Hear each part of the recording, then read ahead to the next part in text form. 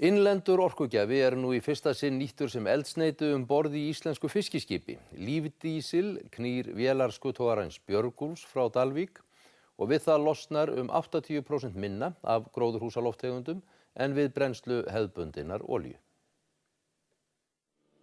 Hér í Dalvíkurhöfn verið að dæla 10.000 lítrum af lífdísil í olíutanka skuttogans Björgúlfs. Þessi innlendi orkugjafi framleiddur hjá Orkey á Akureyri sem vinnur lífdísil og notar í steikingar olíu og dýrafittu. Áhöfnin á Björgúlfu var þegar búin að keyra vélar skipsins með þessum orkugjafa í einum túr til reynslu.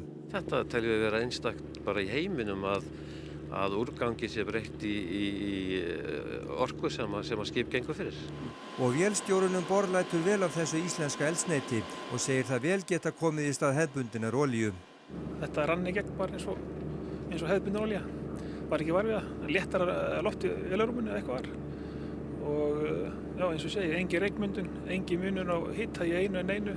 Þetta náttúrulega innlent efni sem skaffar hér störf, spara gjaldeyri og það nákvæmlega ekkert að því að brenna þessu. Orkey framleiðir í dag 300 tonn af lífdísil á ári sem aðeins lítið brot af því eldsneyti sem fiskiskipaflotinn notar. Með litlum breytingum það hægt að auka árlega framleiðslugetu í 2500 tonn og þetta samstarf við útgerð Björgúlfs gæti skapa tækifæri til þess. Allt land hráefni sem nú þegar urðað og það verðugt verkefni að vinna því að nota það til eldsneytisframleiðslu.